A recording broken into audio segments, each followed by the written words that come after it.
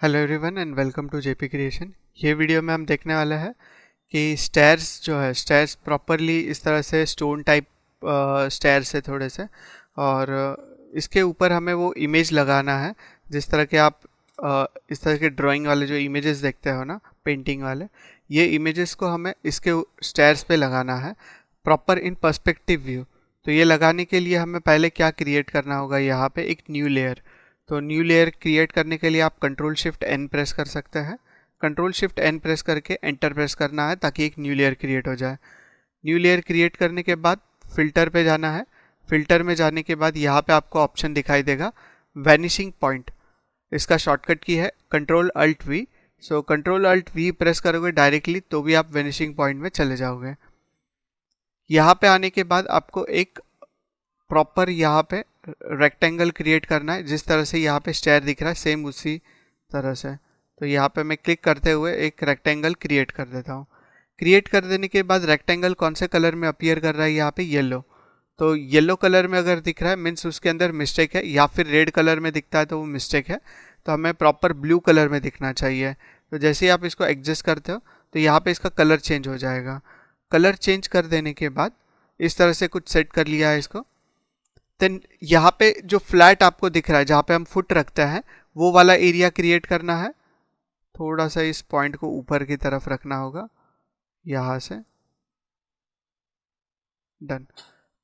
अगर आप control hold करते हो और यहाँ से इसको आगे की तरफ लेके आते हो तो इस तरह से ये एक्सट्रूड हो जाएगा। ओके, इस तरह से एक्सट्रूड करने के बाद अगर ये वाले पॉइंट को आप यहाँ से स्ट्रेच करके ये साइड लेके जाना चाहते हो तो लेके जा सकते हो, और ये वाले पॉइंट को लिटिल बिट आप यहाँ से ड्रैग करके ये साइड में लेके आ सकते हैं इस तरह से।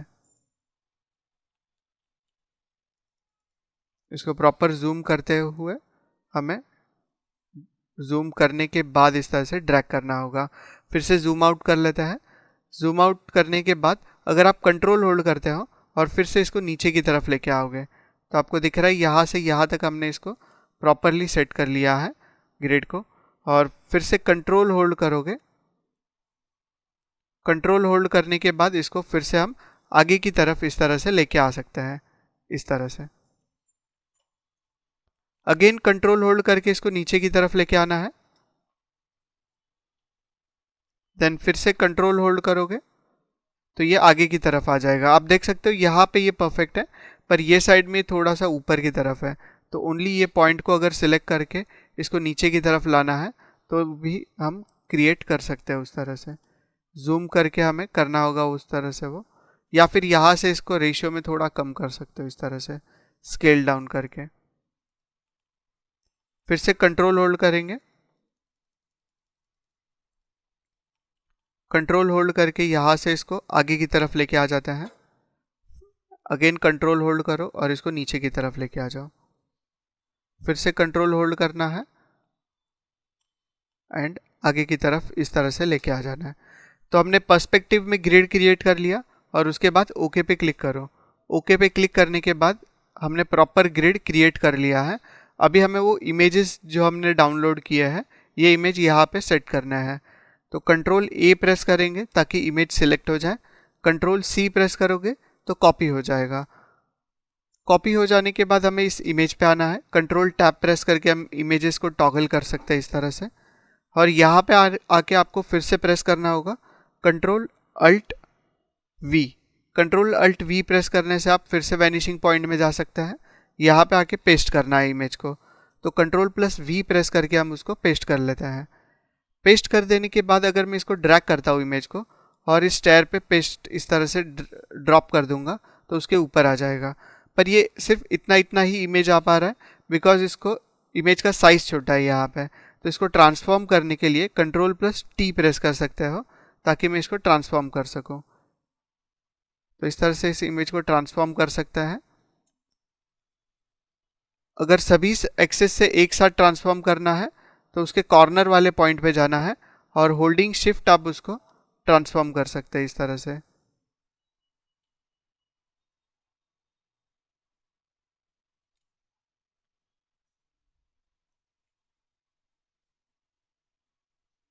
इस तरह से सेट कर देने के बाद अगर मुझे यहाँ पे ओके करना है तो ओके पे क्लिक करो। ओके पे क्लिक करने के बाद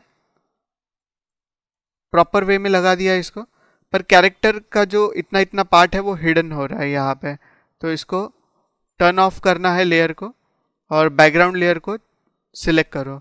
बैकग्राउंड लेयर को सिलेक्ट करने के बाद अगर आप ये वाले टूल पे आते हो, quick selection tool, and then select subject पे क्लिक करोगे तो सब्जेक्ट सिलेक्ट हो जाएगा इस लेयर का।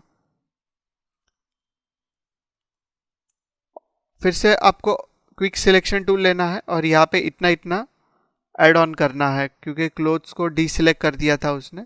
यहाँ पे भी इसको भी सिलेक्शन क्रिएट कर लो इतना इतना। सिलेक्शन हो जाने के बाद फिर से ये वाला लेयर ऑन करना है यहाँ से और उसके अंदर मास्क क्रिएट करना है। तो ये लेयर को सिलेक्ट करो और पहले फेदर दे दो। शिफ्ट F6 प्रेस करोगे तो फेदर दे सकते हैं। तो फेदर वैल्यू रखा है 2 एंड देन उसको ओके प्रेस किया।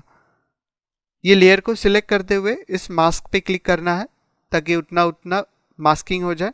और अभी वो इमेज कहाँ पे दिखाई दे रहा है हमें, उस कैरेक्टर के अंदर, तो हमें उसके रिवर्स करना है, अंदर नहीं दिखना चाहिए, बाहर की तरफ स्टेयर्स पे दिखना चाहिए। तो मास्क को सिलेक्ट करेंगे और कंट्रोल आई प्रेस करेंगे। इस तरह से कर देने के बाद हमें इसका और एक कॉपी क्रिएट करना होगा सेम लेयर का। कंट्रोल प्लस जे प्रेस करके एक कॉपी क्रिएट करेंगे। नीचे वाले लेयर को रीनेम कर देते हैं हाईलाइट्स, या फिर शैडोज कर सकते हैं, शैडोज, एंड ऊपर वाले को हम रीनेम करेंगे हाईलाइट्स।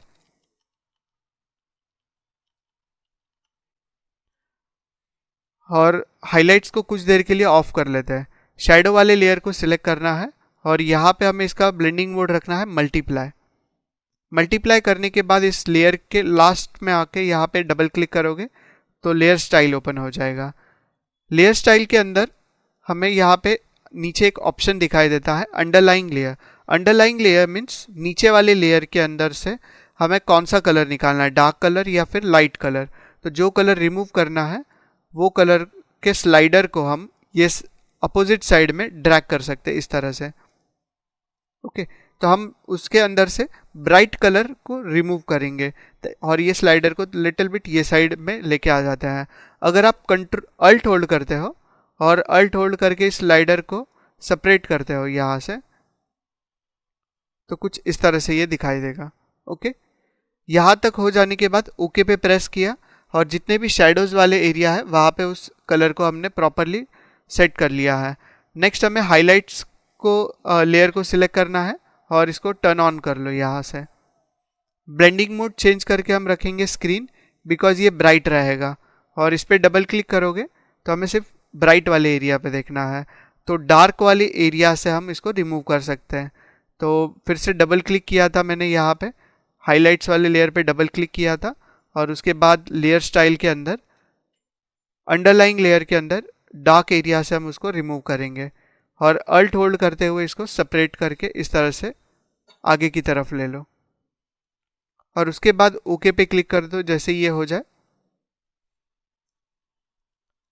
अगर हमें ये कलर इतना ज़्यादा नहीं देखना है, थोड़ा सा कम करना है, तो दोनों लेयर्स को सिलेक्ट करके इसका फिल अमाउंट कम कर सकते हो इस तरह से। ओके, ताकि वो कम ओपेसिटी में दिखाई दे इमेज। एक और ऑप्शन है, अगर हम इस दोनों लेयर्स का ग्रुप क्रिएट करके फिर इसका फिल कम करते हैं तो आपको कुछ एरर दिखाई दे सकता है। तो जैसे कि मैं कंट्रोल जी प्रेस कर रहा हूँ और फिल अमाउंट उसका कम करता हूँ, दिख रहा है आपको पहले जैसा रिजल्ट नहीं आ रहा है। तो इस तरह के ऑप्शंस आपको नहीं यूज़ करने हैं, जैसे ग्रुप क्रिएट करके उसके बाद उसका एक साथ फिल कम करना। दोनों को सिलेक्ट करके आप एक साथ कर सकते हो इस तरह से। यहाँ पे जैसे ही हो जाए उसके बाद आप दोनों को सिलेक्ट करो और उसका ग्रुप क्रिएट कर लो ताकि ये इस तरह से परफेक्टली दिखाई दे। क्लियर है ये कैसे क्रिएट करना है? इसको सेव कर लेते हैं इमेज को।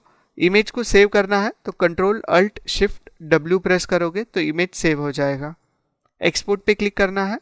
डेस्कटॉप पे क्लिक करने के बाद इसको जो भी आपको नाम देना है यहाँ पे रीनेम कर लो एंड देन सेव पे क्लिक करोगे तो इमेज एक्सपोर्ट हो जाएगा।